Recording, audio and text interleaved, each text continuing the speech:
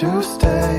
Hello and welcome back to Beyond Boards, a podcast dedicated to the actions and interests of skaters beyond skateboarding. My guest today, Ruby Mateja, traveled to Palestine in 2016 to volunteer for a few months as a skate coach at Skatepal, a non-profit organization promoting the social, health, and well-being benefits of skateboarding to enhance the lives of local youth. That's where she met fellow volunteer Will Ascott, and shortly after they decided to launch together a similar organization in Athens, Greece by the name of Movement Skateboarding. Today she is working for the Goodpush Alliance, an initiative by Skateistan to support and share knowledge among social skateboarding projects worldwide. So here's my conversation with Ruby. I hope you'll enjoy it.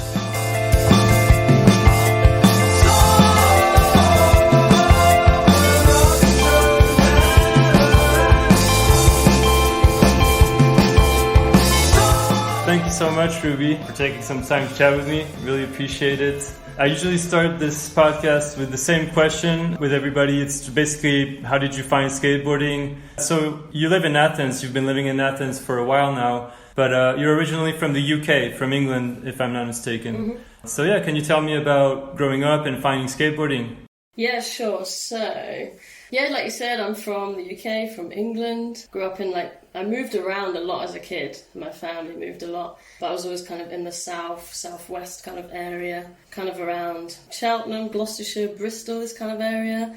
And yeah, I mean, I was actually really into rollerblading as a kid. Okay. I wasn't skateboarding at all. So basically, I mean, I just loved adrenaline. I loved going fast. I liked anything that was just throwing my body around. So I was cycling a lot as well.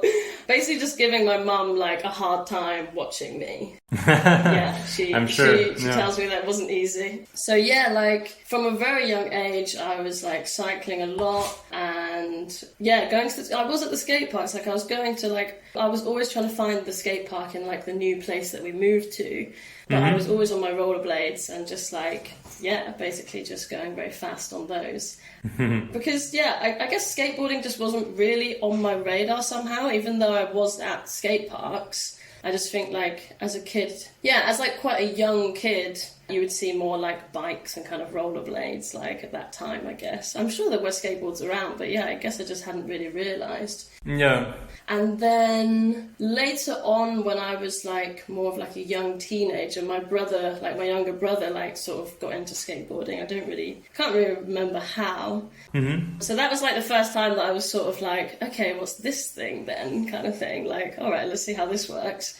Yeah, and I remember he had got this small ramp which we had in our garden, one of those plastic ones that you probably got from Argos or something. And yeah, I remember one day after school I tried, I was just how hard can this be? Tried to kind of drop in on it, and obviously the skateboard just flew away and I fell flat on my face. Uh-huh. And yeah, that was my introduction to skateboarding. And yeah, basically just didn't try again after that for quite a while. Uh-huh. Yeah, and then it wasn't really until I was at university that I was seeing a lot more people skating. I was living in Brighton at this time, and they had just had a really amazing new skate park built right in the kind of centre of Brighton. It's called The Level. Okay. And yeah, I just remember seeing that a lot and really wanting having a desire to really get involved, but I just didn't really see any other. I didn't see anyone else that kind of looked like me at the skate park, I guess. So yeah, I suppose the representation wasn't really there at that point. Mm-hmm. So yeah, and also I suppose I was just in full I wasn't that confident, I suppose, at that stage of my life to just throw myself in there I had done as a kid, really. As a kid, I had no fear. I had no perception of, when I was, on my roller skates or whatever, there was no perception of, any gaze on me, anyone else, there was no thought of, how it might seem to other people. It was quite a pure thing. Yeah. But I think at this stage of my life, I was a lot more self-conscious, a lot more, needed to see that I had, other people around me. Mm-hmm. Yeah, and then by chance, one of my mates at uni, in the last year, was I found out about this night that's going on at this indoor kind of skate park youth centre in Brighton, which turned out it was run by Lucy Adams, who I'm sure you know or know of. But yeah, at this stage, like, one of my friends just told me about it and was like, oh, I was wondering if you want to kind of go along. And I was like, yes, like, of course, like, I've been waiting for this. Yeah, so, like, got hold of a skateboard through, like, one of my friends, like, had their brother's old one or something, this, like, blind deck that was just, like, really, yeah, pretty well used. Yeah, went along and just, like, within the first session, I was just, like, absolutely hooked. Like, I'd never had such a good time, like, in my adult life, basically. Just, like, wow. The atmosphere was, the atmosphere was amazing. There was, like, I mean, the people there were, like, between the ages of, like, I think the oldest person who was, like, just starting to learn skateboarding was, like, 50-something, 55. Oh, wow. Okay. Yeah, like, and the youngest person was, like...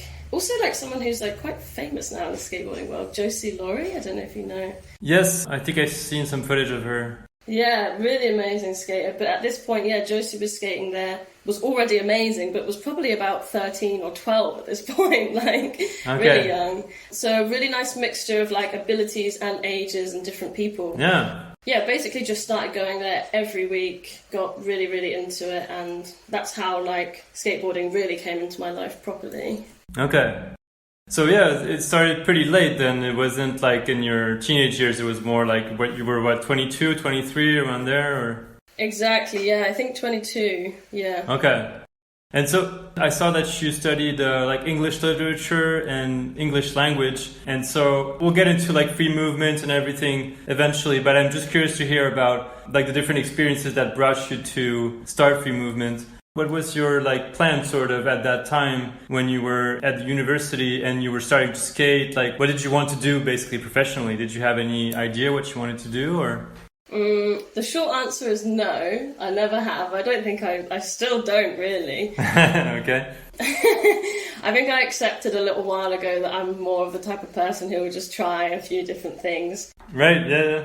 Yeah, like I never really had a clear idea of what I wanted to do. Like, I knew what I liked doing, and I tend to like dip my toe in many different things. Like, I just get quite passionately involved in things, and that doesn't usually carry on. That can carry on, or maybe I'll just get into them for a short amount of time. But yeah, it's kind of reflected in my path as well, because before I was studying English, like I did that as my degree in the end, but before that I actually had a place in a different university, and I was going to be studying like fine art printmaking. Oh, okay. But I just like changed my mind at the last minute. So yeah, like I did an art foundation before university, and I was like very much just like going down that path. Like, okay, English is creative, but in the end my degree was like an academic one. But like I was always into like these creative aspects, and basically had it set that I was going to be doing printmaking, and then I kind of took a year out. And yeah, just got really into reading books. Like, I don't know, I had never really done that as a young age. I was more like, I was just outside all the time, like running around in the mud, just like having fun, getting dirty.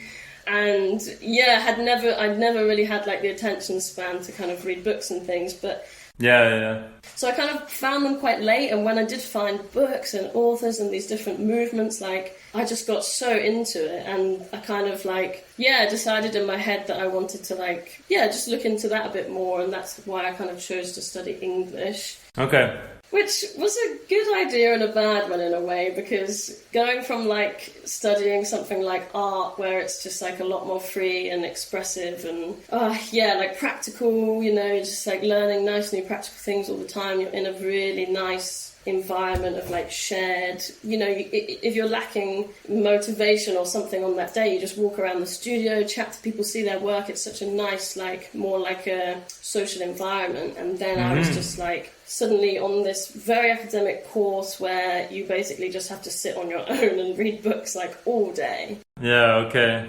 Yeah, and like no matter how interesting these books were, I just, in retrospect, like I found that really hard. Like I struggled with it a lot. Just the amount of time that you just like self-study, like just, you know, yeah, just basically you in a book, which sounds really nice, but when you have to read so many every week, it just gets a bit much for me. Takes out the fun out of it, I guess, yeah. Yeah. So yeah, I kind of like finished that degree, and like I did I did enjoy it a lot, but I was very much ready to just get stuck back into something a bit more practical after that. And I ended up moving home to my mum's for a year and a half. Mm-hmm. And I got a job working as like a support worker. There was like a local trust charity organisation, and I was basically working with people who have severe epilepsy, autism, like... Oh, yeah. I think I saw that. It was the Meath epilepsy charity or something like that? Exactly, yeah. Okay. So that was one of your first job experiences after studying, basically? Exactly, yeah. So I knew that I wanted to go into something like working with people, like either like youth or social work. I thought that I would probably have to like study again for that, but I found this job where they just gave me all of the training kind of in-house whilst I was there. So it was amazing. I got really good training, and you know, my role was very practical, like involved in every aspect of these people's lives. Like I worked closely with 10 women of very different ages, and with epilepsy, a big part of it is just like, you know, no two people are the same. They don't experience it the same. So you just get to know the individual, learn about all aspects of their life, like what works well for them in terms of like nutrition, exercise, being stimulated creatively, like all these things. So yeah, like I learned a lot from that job, and it was an amazing experience. I met some of the most amazing people I've met in my life doing that job. Yeah, it's amazing. Yeah, and then I suppose like in parallel alongside of it, I had like the skateboarding was like just really thriving in my life. Like I had built, like I suppose I built up the confidence in the girls' sessions with Lucy Adams in Brighton, and I just felt fully ready to just like throw myself into any skate park, like any sort of environment. And yeah, like at the point that I moved home, I would just get up really early in the mornings before work and drive to the local skate park, and I would just skate for like a couple of hours every morning. And I was just like, you know, that stage of skateboarding when you're just like so dedicated. It doesn't matter if you're on your own. Yeah. And so how long did that experience last, the support worker position you had? It was like a year and a half, 2 years, around there? Yeah, I'd say it's about a year and a half. Yeah, and like the reason I like ended that job was because I moved to Athens, so I probably would have continued for a bit longer, but you know, Will came into my life and sparked this idea, and then one thing led to another, and yeah, so that's the reason I kind of left that job. Okay. So you started Free Movement with Will in 2016. But I saw that before that, I think you were both at the same time at Skatepal in Palestine, doing volunteer work over there. And so I wasn't sure if you two met over there or if you knew each other from before. And it seemed like you started Free Movement pretty much right after that experience over there, or very soon after that. So yeah, can you take me a little bit behind the scenes of basically how it all started, and maybe tell me a bit about that experience in Palestine? It must have been quite an interesting one. Yeah, so firstly, like I said, at that point, like skateboarding was like a big part of my life. And I remember seeing a video that someone I knew from Brighton had actually made, someone called Cyrus. He had been out in Palestine, like, I think the year before or something, and had made this amazing video. And that's how I first learned about Skatepal. And, like, yeah, I mean, obviously at that point I was super into it, but kind of, like, getting a lot more interested in, like, how else is skateboarding, you know, being, like, I don't know, like, what else is skateboarding doing in the world kind of thing, because I didn't really have any knowledge of it at that point. I just had my own journey, which was really fresh still. So, and at the same time, like, apart from those sessions in Brighton where I was seeing other girls, other, like, non-male people skating, like, the skate park that I was going to, like, near my mum's house, in the whole time that I was skating there, I think I saw one other girl. So the thing that struck me about seeing this video from Cyrus was seeing all the, like, young, like, Palestinian girls skating, and just being like, that was the main thing, like, regardless of it being, like, you know, in the West Bank and all the other things, like, involved in this being, like, wow, there's skateboarding there's this skate park, there's this organisation doing all these things, of just being, like, on a more personal level, like, wow, there's just, like, this skate park is filled with girls, and they're ripping around, and they're fearless, and they're having so much fun, and, like, yeah, just feeling that, like, all through my body, like, it was just, like, really filled me up. Yeah, so yeah, I basically saw that, and I think I sent, like, you know, looked into Skatepal and probably sent Charlie Davis is like the founder of Skatepal. I think I probably just sent him an email like that exact same day that I saw that video, like, okay, like, you know, I saw that you're taking volunteers, like, you know, what's the situation? Yeah, and I still remember when I got the email back saying that I had, like, been accepted, because you had to fill out, like, a little questionnaire or form, application form. And, yeah, luckily, like, I managed to get a month off my work. Like, they were really nice, and they said, like, you know, it's for a good cause, so we'll let you take your travels. Yeah, so I ended up going there, like, in October 2016, and that is where I met Will for the first time. Okay. I think he had arrived, like, a couple of days before me. Yeah, I just remember, like, we spent, like, the day after the night that I had arrived, we all went to Jerusalem Skate Park. Okay. And that's where I first met, like, Charlie and Theo, and I think Will was there. Well, I just remember we got the bus afterwards into the West Bank. We went to Nablus and then Azir al Shamalia, and I remember that me and Will were sat next to each other on this bus. Okay.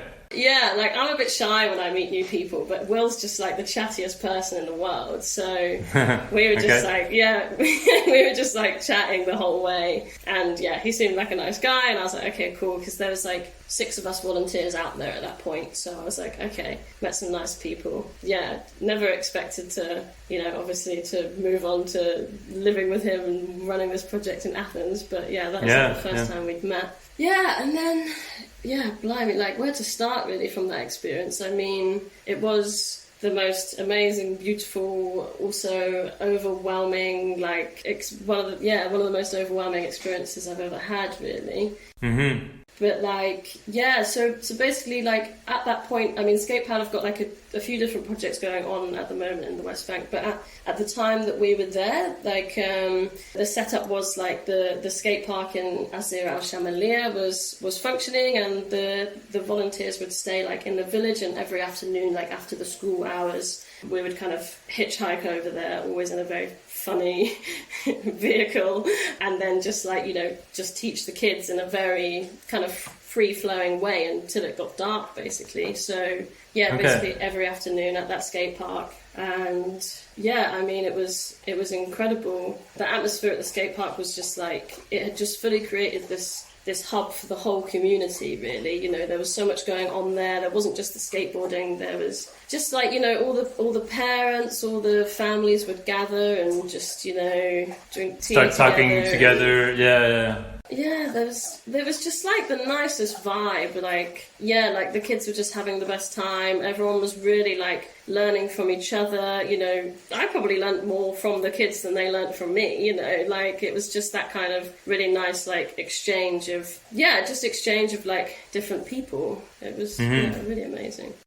So that lasted for about 2 months, and then did you go straight to Athens and started thinking about launching Free Movement, or did it take a few months of preparation, or how did it happen between the two, basically?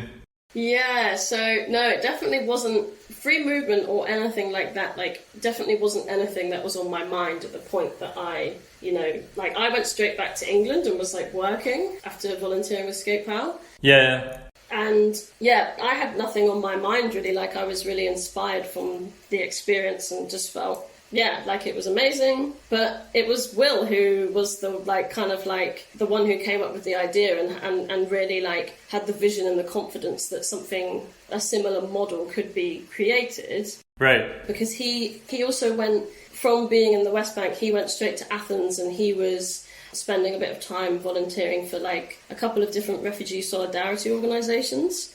Okay, but not linked to skateboarding. Exactly, like, he was just on a bit of a trip around, like, I think he'd been travelling around Europe a little bit on trains and just trying to see what he could get involved in, like, in terms of, like, volunteering and things like that. And, you know, he ended up in Athens, and yeah, I mean, obviously, yeah, especially at that time, like, the situation here was very intense in terms of, like, refugees arriving, like, all the time still. And yeah, he actually did a bit of a stint in this, like, old airport and just had, like, quite an intense time. Like, it was just, like, really chaotic. And then he ended up finding out about an organisation called Cora, who had, like, a community centre in Exarchia at the time. Okay. And yeah, like he was volunteering in there and helping with like the cooking and stuff. They were serving hundreds and hundreds of meals for people every day.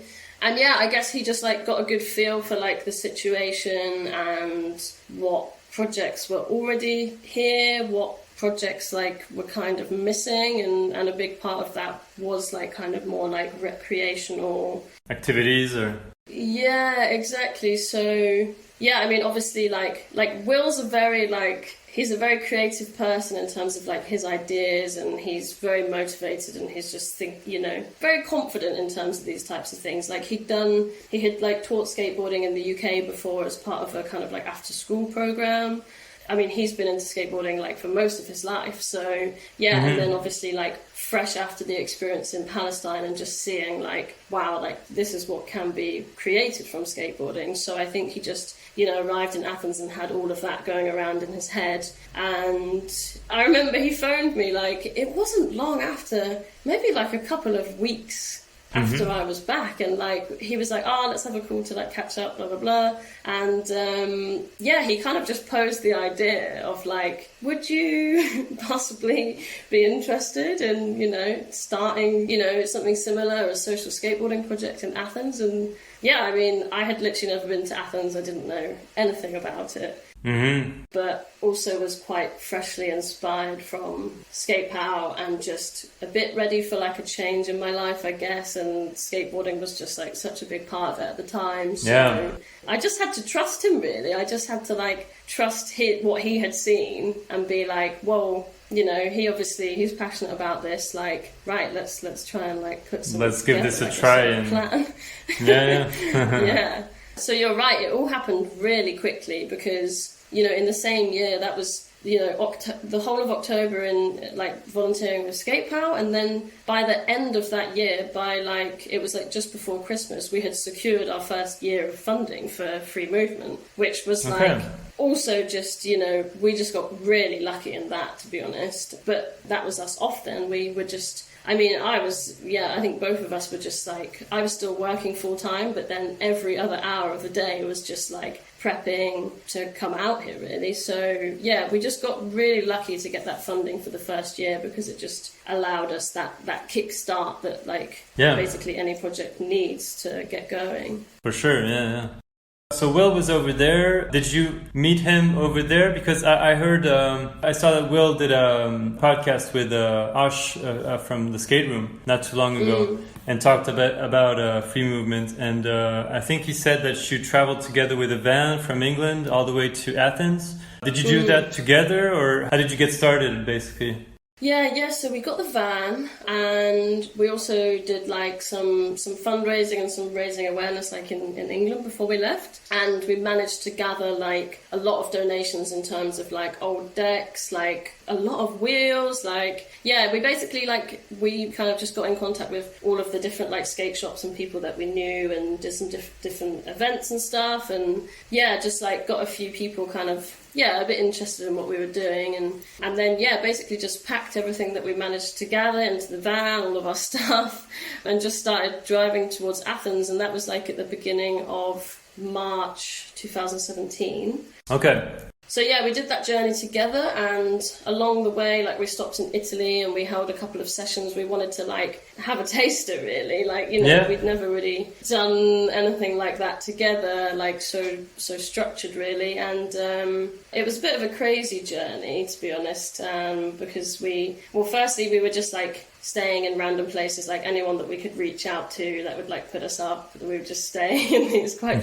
random places with different like Italian families and stuff. Ate some very nice breakfasts. And held a couple of sessions in Turin. Yep. And those went really well. We held them in this plaza that was in the centre of the city. And I think it was at that point that I was like, wow, okay, like I could actually... Because we were just so busy putting together all the plans and everything that I don't think I'd even really thought about actually, holding sessions and what that would look like in a way. It was more like all the organisational stuff. So it was just amazing to like partner with an organisation and just like kind of, even though that we just did that like 2 sessions like over 2 days, like just to actually be like, wow, okay, this might be what it would be like.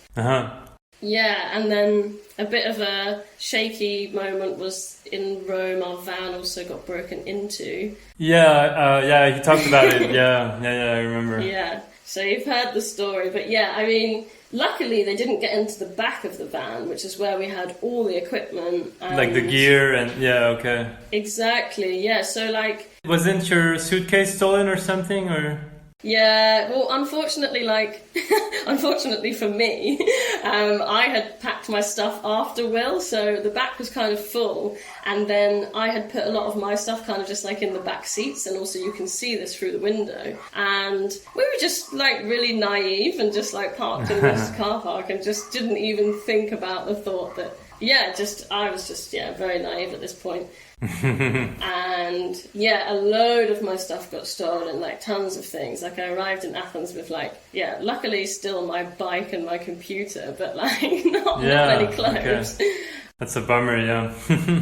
Exactly, yeah, so that was like a little bit of a setback in a way, but kind of not too bad. Like we still had like all the skate equipment and everything, so it just kind of like prolonged the journey a little bit, but I think it taught us a good lesson. Yeah. Because we were definitely a lot more careful after that. I'm sure. Yeah, so anyway, I suppose a week or so later we drive into Athens. Yeah, we got the ferry across, and that's like the first time I'd ever been to the mainland of Greece, and I was just seeing everything for the first time, arriving in Athens. And we also had there was another person called Benji who was involved with us at the beginning, and he had been kind of set up with us through Help Refugees, who were the funder who supported us for a long time, but for that first year especially. And they kind of said there's this person who has been doing a lot of work in Calais and different bits. They basically thought that Will had a lot of the skateboarding and other kind of social work experience. I had kind of social work and other types of experience, and they thought that there was a piece missing of someone who'd actually worked within the refugee context for a long time. And I mean, we're so thankful for that, because Benji was an amazing asset to have for the team. He stayed with us at least for the first 6 months. He had to actually tap out because he was just burnt out really already, had been working in Calais for such a long time, and then the context of Athens was also really intense, and we were working in refugee camps a lot at that point, so he basically had to tap out after a while. But he was an incredible person to have involved at the beginning, and also was designed our ramps, our skate park, and me and Will just were handing him the tools and being led by him, basically, very much involved in it. But Benji had experience, carpentry experience, and so our whole mobile skate park, which we still use today, was designed and built mainly by Benji. Okay, amazing. Actually, I heard about this also, that you have this van and you basically bring the whole skate obstacles or modules around with you and set up little skate sessions or skate classes, but you don't really have a set place, a legit, so to speak, skate park or DIY or something that you go to regularly. It's more you move around. Can you tell me how you decided to do that rather than select one place and say, okay, we're just going to do all of our skate sessions over there?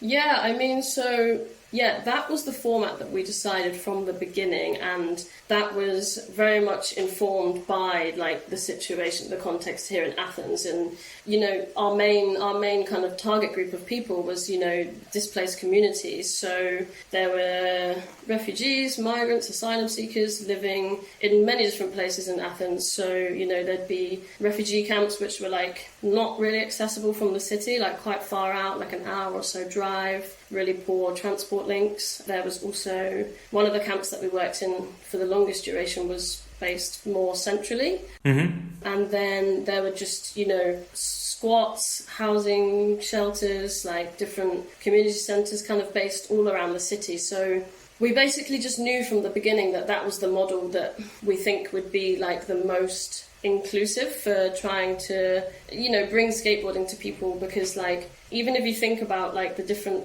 on just a practical level, these camps that are also really far away, also, it's there's just so many barriers that would stop people from from coming all the way. Yeah, I see. Exactly. So, like, yeah, it was basically just that, really. Like, we were just thinking about all the different locations and how we can most effectively kind of, yeah, just create this programming that was the most accessible. Yeah, and also, like, skateboarding being a thing that we were kind of aware that a lot of the people that we wanted to reach out to maybe didn't even know what skateboarding was, had never done it. So I just think the model where it's like you partner with other organisations, you're like the mobile one that moves around, you go to other people's spaces, they already have like maybe a good relationship with the young people living there. You can do some like gentle outreach of introducing skateboarding and doing some maybe like creative workshops at the start, and then being like, is this something you want to get involved in? And yeah, it just seemed to work for us, really, that idea. And I mean, maybe we'll get onto this later, but like, yeah, having your own space has its advantages in many ways, and it's something that I have wanted,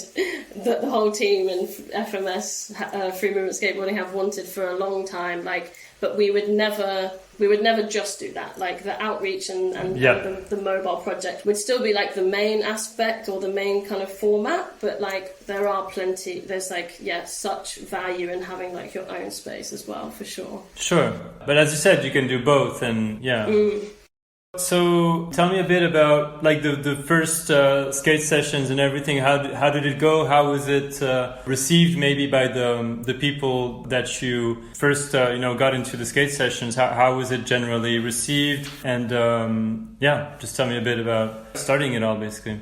Yeah, so the first session that we ran was in partnership with this community centre I was telling you about before, Cora, and they actually helped us out a lot in the sort of beginning stages of setting up the project in terms of like legal things and just knowing a lot of like the local context. Mm-hmm. So there were a lot of young people coming in and out of that centre every day.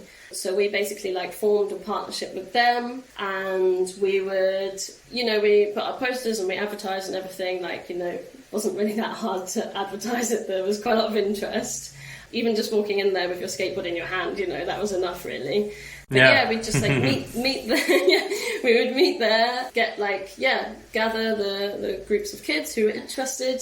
And then we'd walk, like, it was just like 5-10 minutes down the road to like a basketball court within a park. And yeah, basically just started doing sessions there every I can't remember what day it was, but every week. Okay. And yeah, they were perceived really well. Like, quite a lot of pushback about wearing the safety equipment, but Oh yeah. We all go through that. It's not the coolest thing to wear, but that was one of the main challenges, is just going around trying to make people put their helmets back on. But yeah, these sessions went really nicely. I can't remember I feel like we didn't have the ramps at that point. We were still in the process of making them, so we just did, absolute basics, and I don't think anyone had stepped on a skateboard or kind of even seen a skateboard before. Yeah, so you're doing like flat ground, rolling around. Exactly, yeah, there was a really nice mixture of people, different ages. There was like, I'd say like quite a few girls interested even from the beginning, whereas like most of the time when in our public sessions, like the numbers were a bit lower, whereas in the refugee camps they were really high. Okay. But yeah, it was perceived really well, and you would just see people's faces light up as they learn to push for the first time and see like, wow, this thing that seems like impossible is kind of possible. Yeah. And once you learn how to stand on the board, and then what else can you do? And yeah. Exactly. Yeah. So yeah, those sessions were really nice, and at the same time we were kind of like attending a couple of like different training sessions around like working within the refugee context, and through that like met a few other organizations that were like that were based more like inside refugee camps, and then basically just like handed out a proposal of the skateboarding workshops that we would like to run.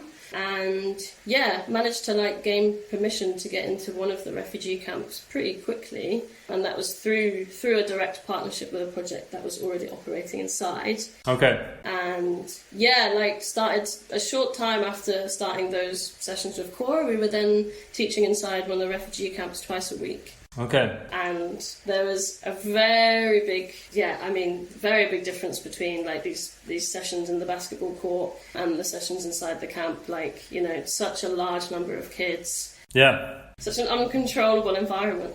I was wondering, how did you, I guess you didn't like select the kids that were going to participate, but obviously if you have 500, maybe not 500, but even like 50 kids showing up and you only have so many skateboards, you know, how did you basically choose who gets to ride the board or who can just watch or whatever? How did you manage basically the numbers of people and everything?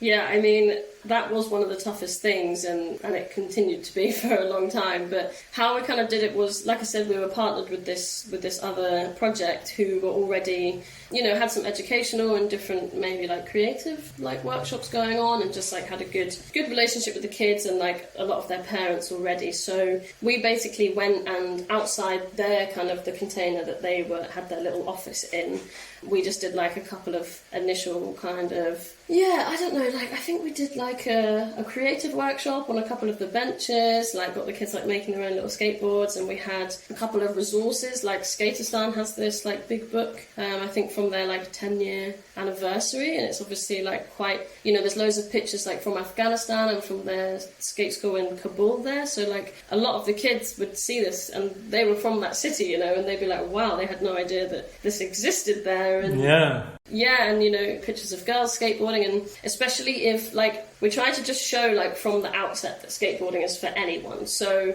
a lot of these young people like had no perception of skateboarding, so if they come and their first insight is, you know, us showing them this book, like, and it has, you know, people from their country, different genders, like it's quite a good just quite a good first impression, I guess, that most people wouldn't have of skateboarding usually. Of course, Yeah, so we just did a couple of like little taster sessions like that, and you know, we had to have like obviously the formal side of it is like we had to have like some forms signed, like injury kind of disclaimer forms, and just, you know, for the parents to agree that if the kids are going to skate, like they're going to wear the safety equipment and things like that. So we kind of like had the list of kids who were interested, and then we had to get permission from like a guardian, and then from that, like that had already like shortened the list a little bit, and then from that we would just put the kids into different groups. And at the time in that camp as well, we actually had like a really good space for teaching. Like we had this like massive kind of like gazebo thing, like it was like this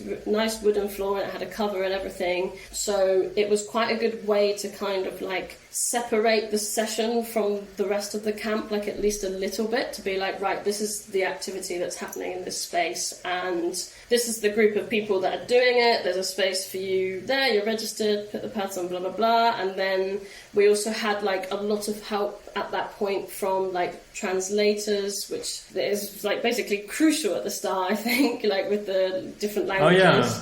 Yeah, I didn't even think about, like, you didn't speak Greek, and Will, I guess, didn't speak Greek. Did you have translators from the beginning, or did they come into the picture a bit later? We actually had them, it was the opposite, like we had really good support from translators at the beginning, and then that kind of just like fizzled out, fizzled out. Like the situation in the camp in general just got more and more chaotic and more pressed. So at the start was quite maybe it's also the fact that it was like a new activity, and like, you know, once it got going a bit, I just think like a few of the translators just kind of thought, oh, they've got it, like it's fine, and they would stop turning up and things like that, because they were also just people who lived inside the camp, you know, people who were involved in things going on in the camp, but you know, maybe they had something else to do that day, maybe they had to go and get food or whatever. So sure. Yeah, so it was, at the start we did have a lot of help from like the partner organisation and translators, and it also really helped that a couple of the translators were these like older, kind of more like role models for the younger kids, like people who they respected, you know, they were from their community, they were these like older teenagers, they were cool, you know, so the kids really listen to these people, like they're not going to listen to like me or Will, really, like these random people like telling them to put their helmets on. So they were actually really structured at the beginning of the sessions, and we always tried to keep it that way as much as possible, because in the camp there's just so many other factors going on that like you can't have it so much as like a free-flowing session like we were able to do in the public sessions, like in the basketball courts and things, because, you know, just such a large number of people in the camp. And I think, like, you know, every session it was at least one person's job just to stop the running babies, like, coming, like, getting in the way of the skateboards. Like, it was basically, a lot of it was just, like, trying to keep it safe, really. It was quite a busy environment to be trying to, like, you know, skateboarding. It can be done incredibly safely, like, you know, if you take the right measures, but it's also, you know, there's also 15 people skating in the same space and they're learning, so skateboards are flying, people are falling, so it was a bit chaotic at times. A lot going on at the same time, yeah, for sure. Yeah. So tell me a bit about how it evolved until today, maybe. I know that you're a bit less involved today. You still have a strong connection to it, basically, but I don't know if you're involved in it as much as Will or the other people working over there. So can you tell me a bit about how it evolved from the beginning to today? Like how many skate lessons, how many kids are you like accompanying? Sure, okay. Well, I'll try and keep this concise. I'm a little bit difficult to do that, because also it's just changed so much, like because of the nature of the project being mobile and the context, the environment that we work in, which was changing sometimes literally like month by month, week by week. We would have to adapt and change to different situations, like in terms of like political developments. Like the project just had to be incredibly agile. So it's just every weekly meeting was us being like, right, this new thing has happened. How do we adapt to this? Okay, we've lost this space. You know, this squat has been evicted, that all the kids have gone. Like, you know, how are we going to try and reconnect with them? So, yeah, the nature of it will always be ever-changing. And that's kind of a very good thing, and it built a lot of resilience, but it's kind of something that meant, well, for one thing, like staff turnover and kind of burnout was like a very serious issue, well-being, and so yeah, just like, I suppose like as a first point, like it has changed a lot over the years, and yeah, so we recently had our 5th birthday, and I suppose in March it's like 5 years, and yeah, so at the beginning we were like very much based in refugee camps, like we were working in, I think 2 refugee camps, like from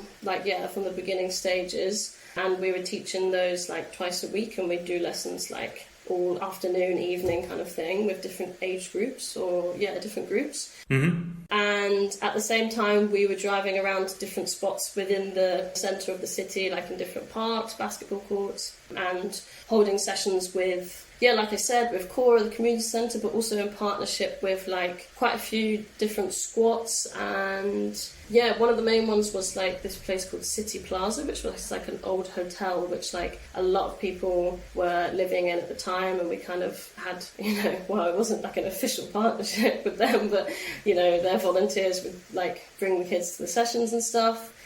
So I guess like once we'd kind of built up our weekly schedule, I think we were teaching about 10 or 11 sessions at that point, like within the first year, like definitely at the end of the first year of like operations. And a large number of kids at that point, because we were working in the refugee camps. I think that's probably like the largest amount of kids that we were ever teaching. We'd have about 15 people in each session, and maybe in the camps in one of the camps we just worked there all day. I think we did like 5 different sessions of like 15, 20 kids, maybe like 15, So we were teaching a large number of kids at that point, and in many different locations. Like some days we would go and we'd have like a full lineup of like, we'd be in that park for an hour and a half, then we'd like pack everything back in, that involves like setting up the skate park there basically. And then pack everything back into the van, drive to the refugee camp, get everything back out, and then do like another hour and a half or like a few different sessions. And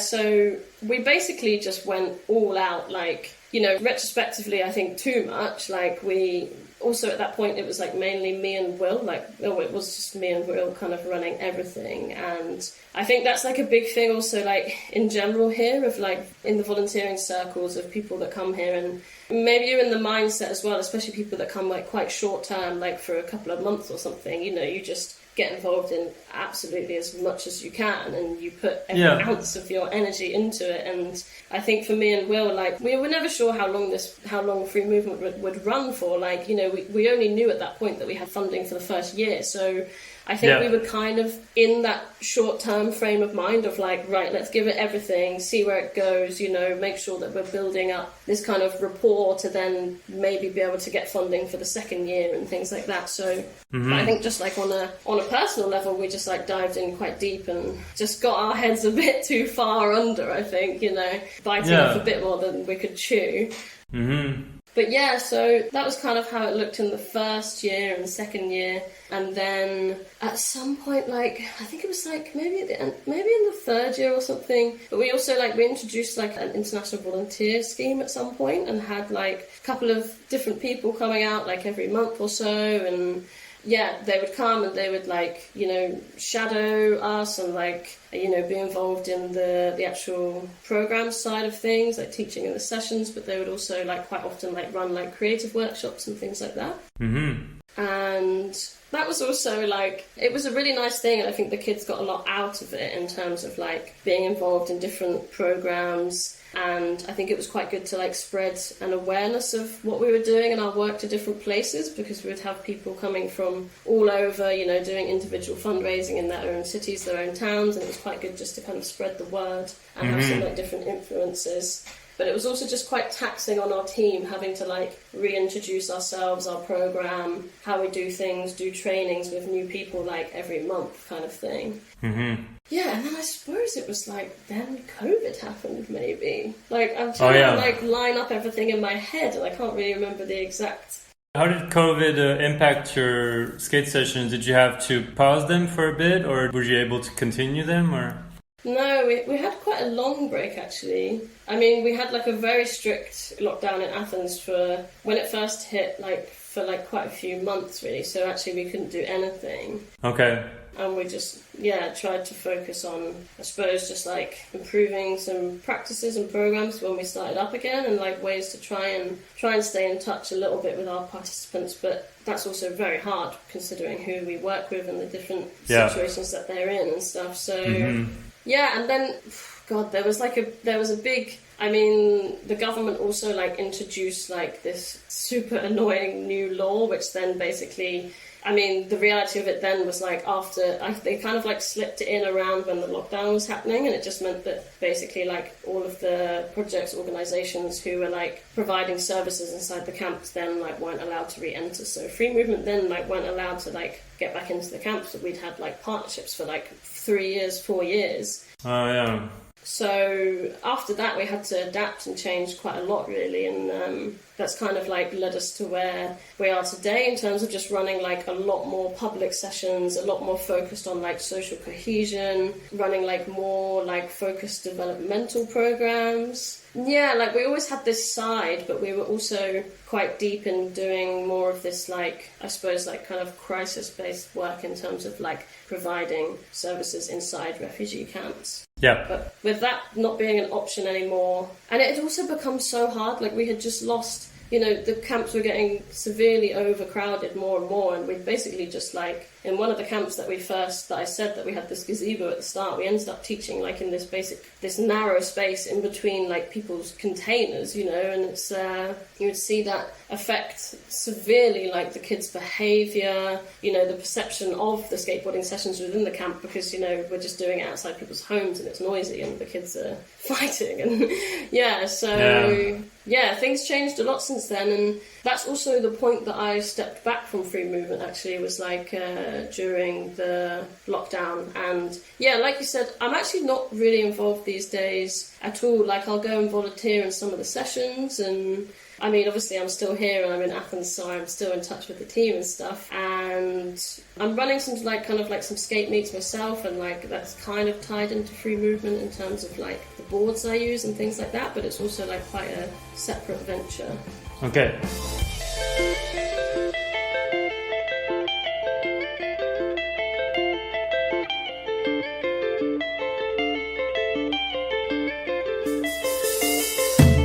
Okay, so I wanted to ask you also, because I saw that you went to Pushing Borders in Malmö in 2019, and you hosted this panel with Will to talk about skate NGOs, I don't remember what was it globally, what was the name of the panel? It was Globally Stoked, and then what was it, Grassroots Skateboarding or something? Yeah. So I watched it on YouTube, and you mentioned about the refugee crisis and everything in Athens. And you just talked about it. And I was just wondering, because we don't hear as much about it nowadays in the media, especially with everything that's going on and, in Ukraine and all over the world and COVID and whatever. But how has the situation evolved regarding the refugee crisis in Athens? Have you seen any sort of improvements, or is it as bad or even maybe worse than it was when you first arrived? How has it evolved since you've arrived in Athens? Yeah, I mean, I definitely say there haven't been any improvements, but you're right to say that it has dropped out of the media, like even more so than, like, I mean, it wasn't really that present in the media before, but like it's dropped out a lot. And like, to be honest, like the current government have like done a lot in terms of this like cleansing of like the centre of Athens, which is just like the most horrible term ever. So when they came in, they basically like full force just like evicted basically all of the squats in central Athens, which were not only providing like shelter for people, they were also providing food, educational services, a community, many other things. Like we said, we were partnered with quite a few of these squats, and they were just, self-organised spaces that were doing so much for the refugee community. So, I'm not sure how much that was reported about outside of, like, the alternative media outlets kind of in Athens. So these places were all just, like, forcefully evicted. A lot of people were just being taken to, like, detention centres outside of Athens.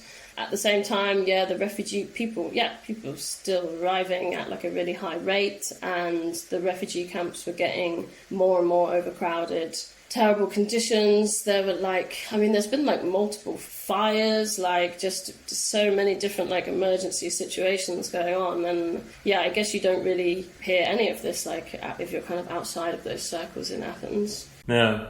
And I don't know, it's still a really tough situation, and I'm not working inside refugee camps anymore, so I don't really see that on like a day-to-day basis what it's like anymore, to be honest. But pushbacks are happening. It's still a really, really tough situation, and in terms of like the legal side of it, or people trying to settle here or to apply for asylum, it's still like at the point where you apply, like your first interview is like years down the line.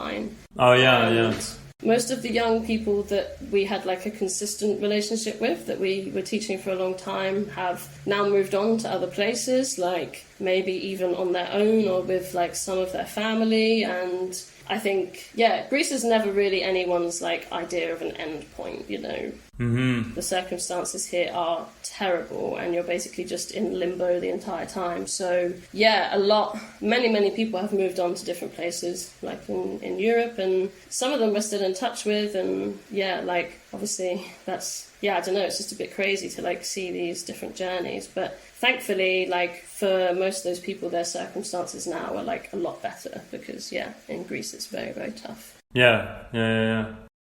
So tell me a bit about what you've been doing since you kind of stepped back from free movement. So I saw that but that was a little while ago, but you wrote a few articles for like Skateism. You also wrote some articles for the Free Movement Skateboarding blog. Mm-hmm. And I saw that you also worked with an organization called Women Skate the World for a little bit. And then you eventually got into what you're doing now. So I think now you're working with the Goodpush Alliance under the umbrella of Skateistan, basically. Yeah. But before you tell me a bit about that, can you tell me about the Women Skate the World thing and all the writing you did and stuff? Yeah, so Women Skate the World, actually, like that was... I forgot to mention this earlier when I was speaking about like the volunteer program and stuff. Like basically Amber from Women Skate the World, she's the co-founder with Nanya. I think they also formed whilst volunteering for Skatepal. Like there's a lot of good things that came out of Skatepal. Mm-hmm.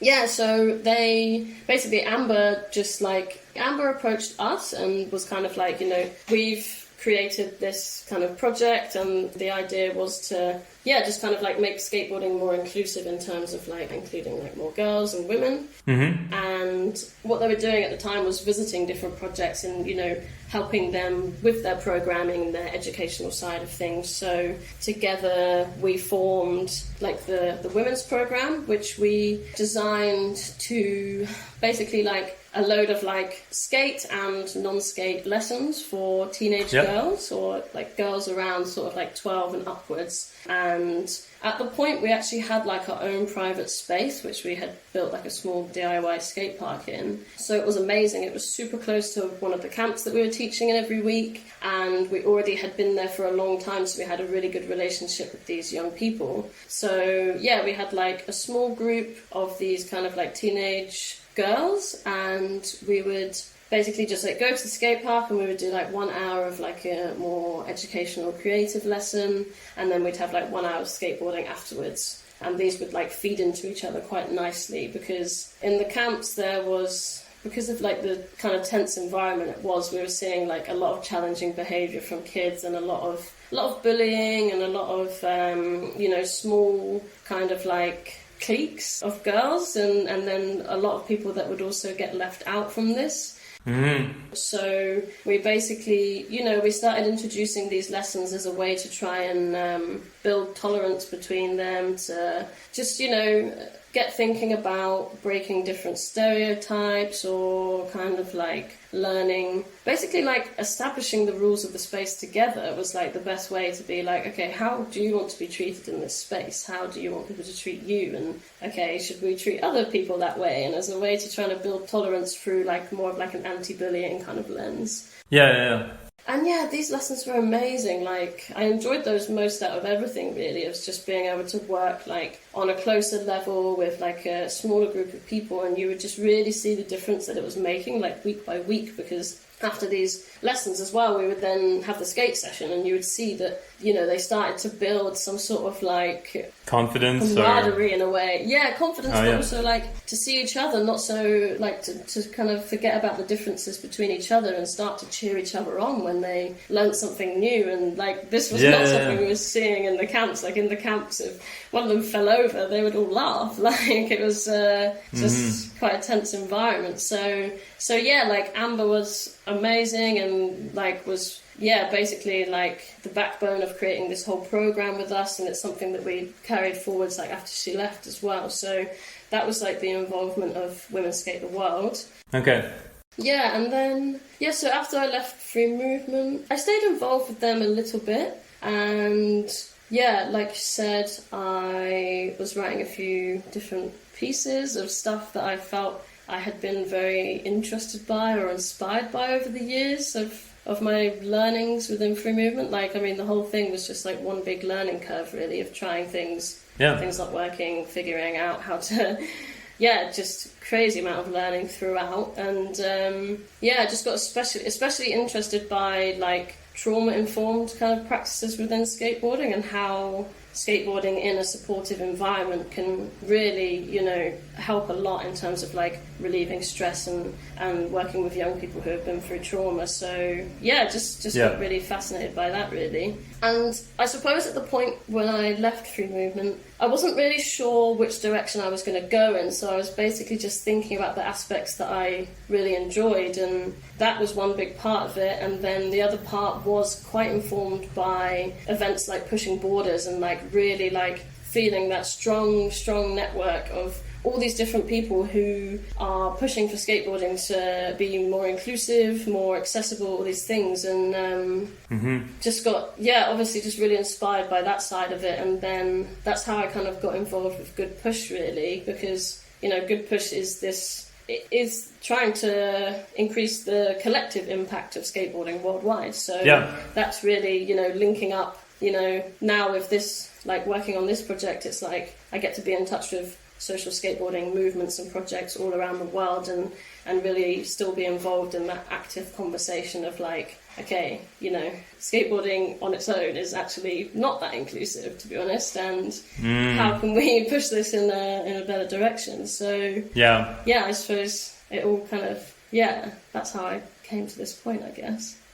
Can you tell me a bit about the Goodpush Alliance? Because from what I understood, it's basically a network of all the social skate-related projects that are running right now all over the world. And it's so under the supervision, so to speak, of Skateistan, which was I don't know if it was the very first organization of that type, but definitely one of the most important. So can you tell me a little bit about what you do exactly over there, and how do you connect all these projects together, and how do you help them out? Do you help them with resources, with some training? What exactly is the purpose of the Goodpush lines? So yeah, like you said, Goodpush is kind of like an initiative led by Skateistan, and it was formed 3 or 4 years ago, I think 2018. Mm-hmm. And yeah, the whole purpose of it was Skateistan had already been operating at that point for, what was it, already 12 years or a long time anyway. Yeah, started in 2007, I think, around there. Was it? Okay, yeah. Crazy. I think so. So obviously within that time, Skateistan has built up so much knowledge, resources, and just also worked in different locations, so knowledge of different contexts. They are very educationally based, educationally focused, so they just have this depth of so much experience and knowledge in skateboarding based youth programs. Yeah. So the Goodpush was kind of formed out of them seeing this emergence of different, skateboarding initiatives popping up all over the world and being right, we have this depth of knowledge, let's see how we can share that and put it together in a more tangible way for people to access, but also bring in all these different new experiences. So it's very much a knowledge and resource kind of sharing type of thing, because it's different. Skateboarding programs are different in every context you work in, so yeah, for sure, it's more just about keeping those conversations going and moving forward. So I suppose one of the main things is the creation of resources, and kind of in the first couple of years, they did a lot of direct supports working with maybe a select few projects where they would do visits to these different locations, and the projects would visit one of the Skateistan locations, and just a really kind of direct support in terms of okay, where are you falling short on? Is it child protection? Is it the actual programming? And just seeing how they could put their skills together and learn from each other. Mm-hmm. And then I found out about this and was this sounds amazing, and applied for it, and we got Free Movement involved as one of the Goodpush partners in the second year that they were running. Okay. And so it kind of started with them giving us different support calls, and at the time I was really working to diversify our fundraising, for example, because we had relied on this one grant the whole time, and we were in a very vulnerable position basically. So yeah, I understand. Okay. Yeah, so they were giving us a lot of support, and then me and Amber actually went out and they had this first Goodpush summit, which they held at their skate school in Johannesburg. Oh, nice. Okay. Yeah, and so this was I suppose 5 days of different workshops and things, and yeah, just learning from all the different projects there, seeing Skateistan skate sessions, their educational classes all in action, and just learning so much from that, and just came back incredibly inspired and with so much more knowledge. So yeah, that's kind of how they were operating then. And then obviously more recently, more and more things are moving online, and Amber actually was also involved in Goodpush for a while and created this e-learning platform that we have going now. Okay. So yeah, basically just looking for ways to make a lot of the kind of resources more and more widely available. So yeah, exactly. And so we have a lot of the courses online now in terms of child protection, inclusive skateboarding, trauma-informed skateboarding. And if these were available when we were starting Free Movement, I would have been incredibly thankful. Just so much good information there. So yeah, basically, obviously it's an evolving thing, and we're going in different directions. One of the main projects we've had, which is in partnership with Women Wins, the Role Models program. Okay. And yeah, that kind of creates seed grants and helps smaller projects kind of get off the ground, and is focused on the inclusion of women and non-binary people in skateboarding. So we'll have 20 people each year. We've just done 3 years of these role models programs, and you'll have 20 people apply, and they'll get like a seed grant to start their own projects. They'll get help along the way to design them, to implement them, and then they'll, put on this project within the community they work in. And many of the projects are, even from the first year, have developed and they're still going today, and they're just getting more and more people involved. So yeah, that's been a really nice thing to be involved with. Mm-hmm. Another big project is like the Pushing Against Racism initiative, which came out of Goodpush. So yeah, also just shout out to Rhiannon, who I work with on Goodpush, because until I joined last year, she was doing everything basically single-handedly.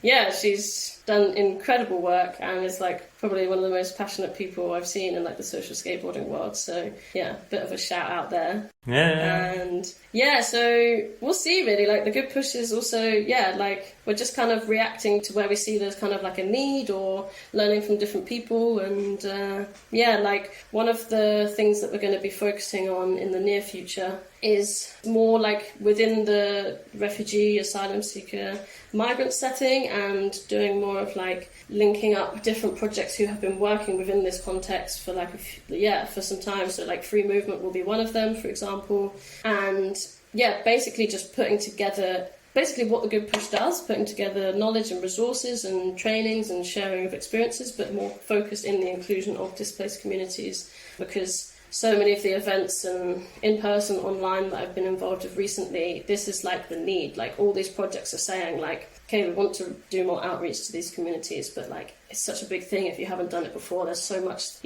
you need to learn and prepare for and to think about really. So that's going to be like a big focus moving forwards. Mm-hmm. Okay.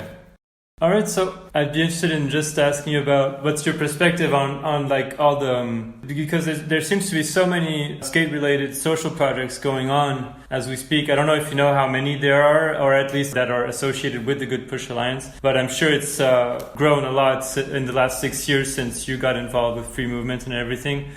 Yeah, so, in terms of numbers, and this is definitely not even touching the surface, like on the Goodpush platform, we have just over 600 different initiatives, like, actually registered on there, so...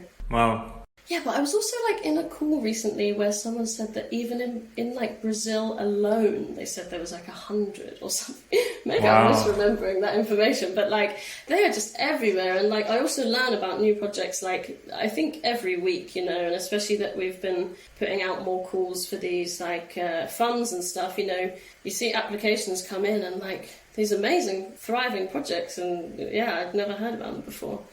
Yeah, that's amazing. Yeah, so I don't know what to say really. Like, it's incredible what skateboarding can do, and I just think it's so incredible that it's being mostly led by people who have like such a thirst for changing things in a way, for pushing things in different directions. And I think like it just seems like more and more so these days, like projects are being started and led by so many different people, and this can only just be a really positive thing, because it's like, it's all about representation, isn't it? It's all about who you see, and if you see like a diverse set of people running things, then you, from the outset, you see that you can get involved in it. And this is the main change I've seen recently is, I also think like these people were there before. I think like many different people were like involved in skateboarding and leading different initiatives, but it's only more recently that the awareness of that has risen, and people are getting like the media coverage or whatever that they deserve, and also like the funding in terms of like more like specific and diverse like funding streams being available. So you're just seeing like all of these different projects emerge, and it's kind of like, oh wow, but then also it's like, okay, you were obviously here before and we just didn't know about it. Yeah, exactly. But yeah, like, I don't know, like, quite recently I was at the Role Models, event that we held, the set of workshops in Berlin that had all these different projects come out and present their ideas and share their knowledge, and it was just, like, the most inspiring thing. And there was also, like, a WCMX rider there, Ilaria, who's based in Italy, and I think she's like the only WCMX rider there. So that's like, it's not adaptive skateboarding, it's people who skate in wheelchairs. And there's also like quite a big movement now of like making skateboarding and skate parks and spots more accessible for people with disabilities. And I really hope that would be more of a focus moving forwards, and it's definitely something that I want to push for more with Goodpush. And like, Yeah, I'm not really answering your question here, to be honest, but I just see it moving in a positive way, really. Yeah. It wasn't really an actual question. It was basically like, what's your perspective on it? And yeah, you gave me a good answer. So yeah, I think that's very good.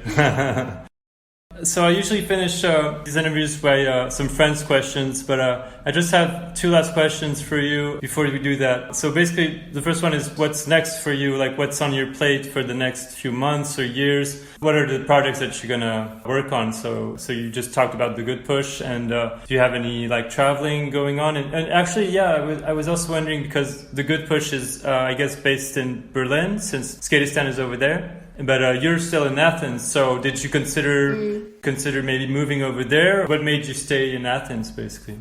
Yeah, I had kind of thought about it. I think, yeah, for the first time recently, I'm not as like, I've been thinking about leaving Athens and which other places I might go to or settle in. It's quite based as well, like Free Movement is still trying to find a space in Athens where they would run like more developmental programs, and if that somehow managed to happen in the near future, then I would be super interested in getting involved in that on the ground. Mm-hmm. Because yeah, this aspect of like doing like the women's program and stuff and a more educational side of things was like one of the things I most enjoyed. So who knows, that's like the most idealistic vision for the future. But yeah, like I don't know, like I've also thought about moving back to England and maybe starting like a kind of sister project of Free Movement there. Okay. I haven't actually spoken to Will about that yet, so okay. That will be the first he hears about it. It's basically something that's come into my head like quite recently, because yeah, the work with Goodpush is amazing, but it's also mostly based online. Like I get to go to events and things like that, and the idea would to keep that going. But yeah, like I also really want to just get involved again, like on the ground, teaching, being with young people, you know, just being more involved in the program side of things would be great. Okay. So yeah. Cool. Okay, so the last question I usually ask is, it's kind of hard to answer on the spot, but it's basically, what's the most valuable lesson that you feel that you've learned from skateboarding? I suppose, I mean, who knows, like I'm sure many people have said this. I suppose it's just to like be open-minded and keep learning. Yeah, I mean, like my experience with skateboarding is like basically just within the social skateboarding world, I guess. So maybe I have like a bit of a tunnel vision, but yeah, I just think like I've just experienced so many new things from it, and yeah, to just like not be afraid to try new things, I guess, and also not to be afraid of those things failing. And yeah, I don't know, as a person I do not take failure very well at all, and I'm very competitive, and skateboarding, you know, there's not really space for that in skateboarding in terms of like you are just going to fail all the time. Yeah, most of the time. Exactly, and yeah, just keeping an open mind, I guess, and I don't know, yeah, I've been taught so much, mostly from like the young people that we've worked with, more than skateboarding has taught me, to be honest. But you know, it's happened within that environment, because skateboarding is great for creating that environment. So yeah, I'd say that really. All right, so let's finish with the friends' questions. I have a couple of questions from Zelia Corbia. Is that how you say her name? Zelia, yeah. Zelia, okay. Yeah, so she said, through all the different projects you've been involved with, from Skatepal to Free Movement Skateboarding to Skateistan, has your relationship to skateboarding and your enthusiasm for it evolved in any way? Definitely. God, how to answer this question? I mean, yeah, for sure. Like my enthusiasm, I mean, it goes up and down, to be honest, but yeah. It was definitely at its highest when we were just like in the kind of setting of, we used to do these trips where we would like, the kids that we worked with in the refugee camps, like we would try and like organise trips to teach them outside of the camps, like as often as we could. Yep. And one of those locations was this place called Le Track, which is like a skate bowl in the centre of Athens, and they have like a little cafe there and stuff. And these sessions were just amazing, like mostly because you would get to teach these young people like in a different environment that wasn't inside the refugee camp, and you would just see how much of an effect that calmer space like had on their whole being, like on their ability to learn and interact not just with the session but with each other. And like, oh, it was just like such an amazing experience, and we would just learn so much from each other and skate together in this much more natural way of just being like, like this is trick, and like I'm gonna let it too. And they were like teaching us like all these really funny little tricks that they had just thought in their head, like and very spontaneous. Exactly. So that was probably like my highest level of enthusiasm, like within skateboarding, was like the period where we were kind of doing that. And yeah, like it stays pretty high most of the time, but yeah, also like now that Zelia's left Athens, I'm suffering a bit. She was my favourite person to skate with. Oh, okay, yeah. She needs to come back for a session or something. Yeah. She also asked, the headquarters of Free Movement Skateboarding have always operated within yours and Will's home. You've lived in flats with ongoing skate ramp construction, rooms and hallways filled with skateboards, and all the equipment necessary to running a mobile skate park. What are your most favorite, and if you have any, most annoying memories of sharing your living space with a social skateboarding project? Well, okay, long question. You can tell that she's been on the inside of all of this. Exactly. Yeah, I mean, I suppose that's something that I haven't mentioned throughout, is like, that was one of the most challenging things, really. There was a point where, like, everyone who worked for Free Movement was also living in this same, like, big, crazy house, and the whole project was based there. All the skateboards were there, the van was parked somewhere near outside. You know, we would build things on the roof, we would just get home from sessions together and cook like 2 kilos of pasta and eat it together, and then all just like fall asleep because we were so exhausted. Yeah, it was a very intense period, and one that if I did it again, I would do very differently. There was so much beauty in it, so many, you know, the relationships that you form with these people were just, you know, they're incredible, but it is testing at times. And I'm sure, yeah. Yeah, I can't really remember what the question was now because it was so long, but it was basically like your most favorite and most annoying memories of sharing the space with the Free Movement Skateboarding. Okay, well, I don't really know if I'm going to say like most favourite or most annoying, but like one thing that was quite funny was like that we started like this jar of like, if you speak about work after 10 p.m, then you have to put a euro in this jar. I suppose that gives you like a bit of an indication of what it was like, because there was just so much to speak about after every session, you know, of what went wrong, what went right, and you know, so these conversations could just be ongoing. So yeah, we had this jar that we would have to put money into, about anything related to work after this certain time. Yeah, and then I don't know.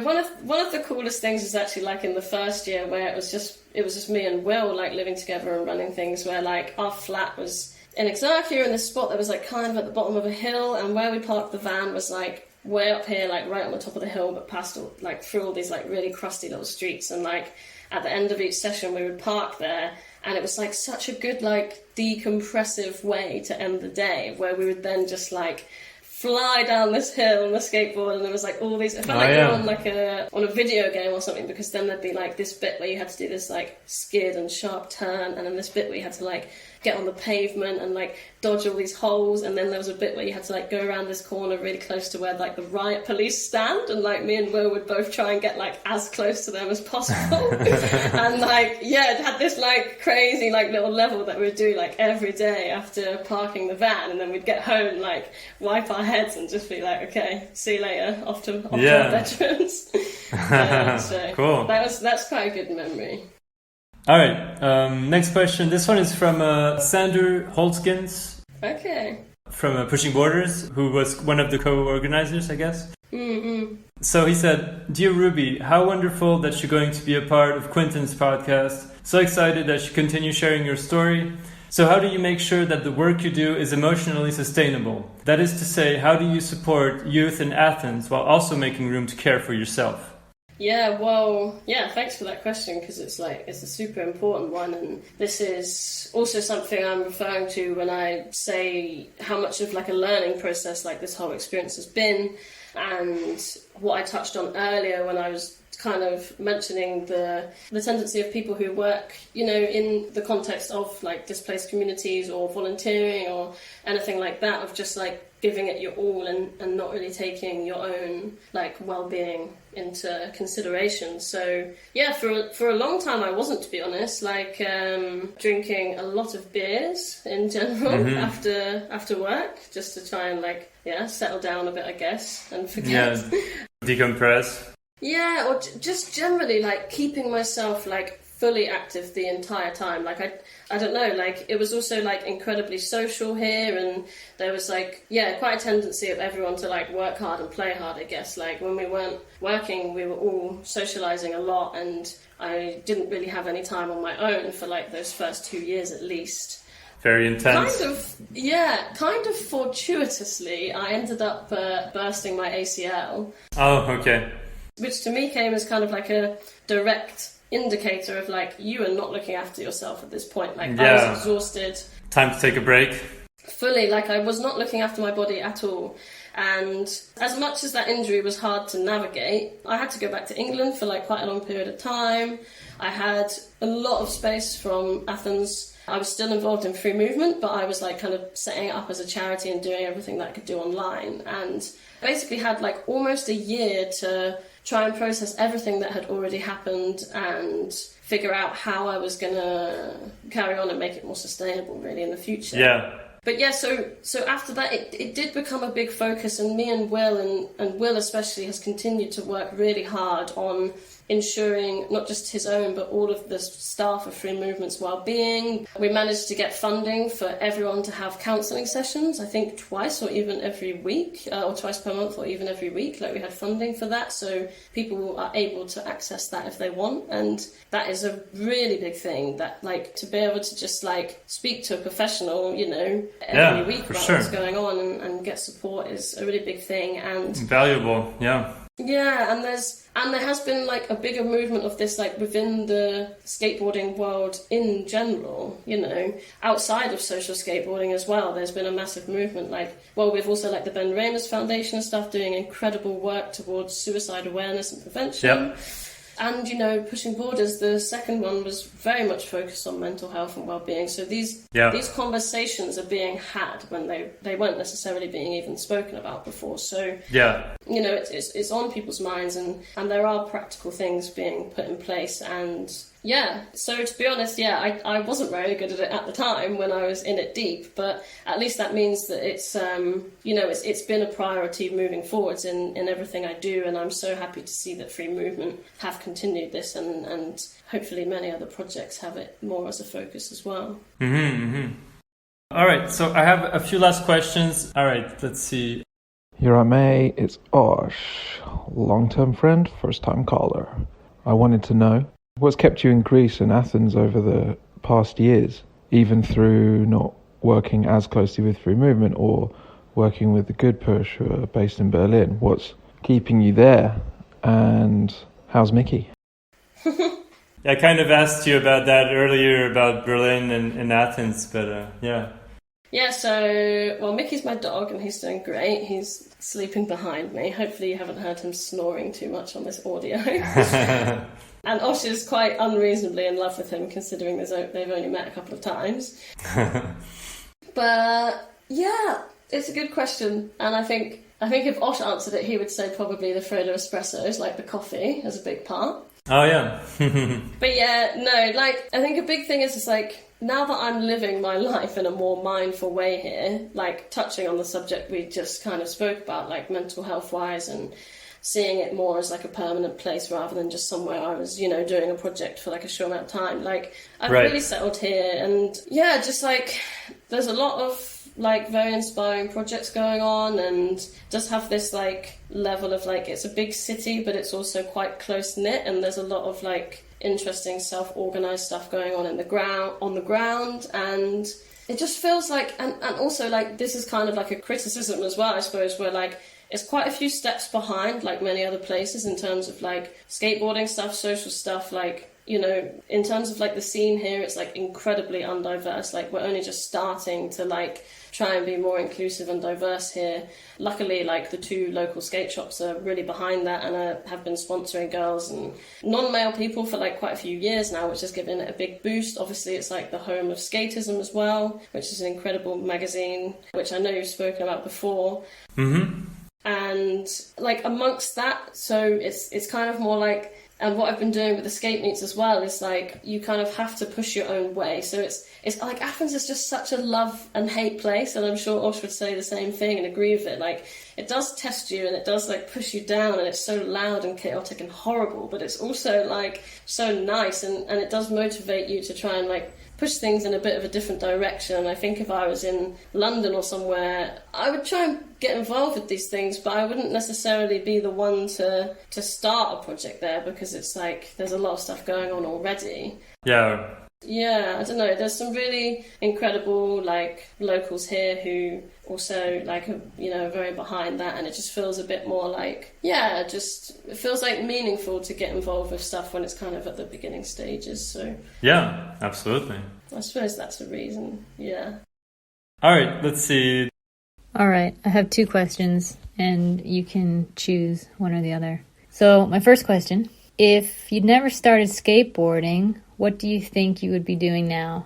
My second question for Ruby is, what is something about skateboarding that is better now than when you first started skating? Did you recognize the voice?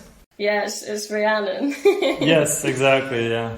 Okay, nice. So the first question was like, if you'd never started skating, what do you think you'd be doing, basically? I mean, that is tough, but I'd hope it would be something in youth work anyway. Yeah. Yeah, I'd say one of the best things about free movement, I just like, kids are just incredible, and they're such like, even in the toughest circumstances, they're just like incredibly positive, like little beings to be around, and so creative and so expressive and just like so beautiful. Like honestly, like kids are just amazing, and I think I would just always want to be involved in something to do with youth work. Mm-hmm. And that's like definitely the direction that I will continue in now. So yeah, if skateboarding hadn't come around, it would probably be still like youth work related, but yeah, maybe minus the skateboarding bit. Okay. And the second one was what's something about skating that's better now than when you first started, basically? Yeah, I mean, I'd say there's 1,000,001 things that are better in skateboarding now than when I first started out. But I suppose from a personal perspective, the emergence of like queer communities within skateboarding, which I've really noticed over the last like 5 years or so, I would say is the best thing, because just like so much more, like it's just going in so many different like creative, beautiful, expressive ways, and just becoming like so much more inclusive and accessible for different people. And I see it as like a mutual thing where like this is improving skateboarding, and skateboarding is also improving things for these communities, because it just gives you such an outlet and such a beautiful, welcoming, supportive, creative space, like if it's done nicely. And yeah, like I suppose a lot of that is kind of through, I suppose like people like Unity skateboarding and Skateism for sure has like had such an impact in this area. And yeah, I just see this as the best thing really. And also like I hear and I see about projects all the time now emerging with queer communities all around the world, and most of these projects are also very active in the communities they live in. You know, they're going to protests, they're going to demonstrations, they're really pushing for things in such a beautiful direction. So yeah, for me this is one of the best things, and it's something that I'm really trying to work towards with my skate meets in Athens. Yeah. All right, let's finish with the last question. Hey Ruby, can you guess who the mystery voice is? My question is, what do you think are the biggest changes you've seen in the city of Athens during the 5 years you've been here? Blimey. So that was Will from Free Movement, William. Yeah. The other co-founder. Yeah. I'd say, like, I mean, it's something that we spoke about already, but like the biggest change like, yeah, for our experience and like for the context that we work in, was like the change of government, really. And I suppose that was in 2018. So now it's like new democracy, and it's just changed. It's changed the city completely. Yeah, sorry, this is quite a negative one maybe to end on, but like, yeah, like it's just tons of like really tough new kind of like rules and regulations, and this kind of evicting of all the squats, which I just think like, I know that me and Will, as like many people, are just still sad about all the time, really. Yeah, so that was like the biggest shift in terms of like social, cultural stuff. But yeah, I don't know. I suppose like a good thing is like what I mentioned before as well about like if we're going to think about like just the skateboarding side of things in the city, like the amount of more like non-traditional skaters that are now like involved and at the skate parks and at the scenes, and being also like quite well supported as well, like by the skate shops and stuff. Like that's a really big change that I've seen. Like I remember it was about 3 months after I arrived here that I met this person called Asamina, and I remember I just fully like accosted her and was just like, wow, I haven't seen any other girls skating, and she was just starting out at that point, and now she's like sponsored by the skate shop Ministry of Concrete, and you know, like you know, it's still like at the beginning stages, but like within those 5 years, like, you know, now they're having like Free Movement recently did like this game of skate like little contest thing, and there was like you know, the really big turnout, and yeah, you just see like also the level improving a lot all the time, and yeah, like that is really amazing to see. And in the skate meets that I've been doing, basically everyone who came was skating for the first time, and they had, maybe it had been on their mind, but you know, you're not going to go and buy a skateboard if you've like just thought about it and you don't, you know, you haven't really, none of your friends are doing it or anything. So just giving that space and the boards there to use, like we've had probably in total like 40 people like come and try skateboarding for the first time, and a lot of them are like still coming every week. And yeah, you know, there's just like different communities coming out of the woodwork all the time because they see it as a space that's more inviting now, which is really nice. So yeah. All right, well, let's wrap it up here. Thank you so much. Thank you for taking some time. Really appreciate it. No worries. Yeah, cheers for having me. That's it for my conversation with Ruby. Follow her on Instagram at Ruby Mateja. Follow Free Movement Skateboarding at freemovement_SB, and go to their website freemovementskateboarding.com to support their amazing service to the youth in Athens. Also, keep your eyes open for the Free Movement Skateboarding documentary The Invisible Summer in collaboration with the Skate Room, coming out in August. Thank you for tuning in. See you soon for a new episode of Beyond Boards.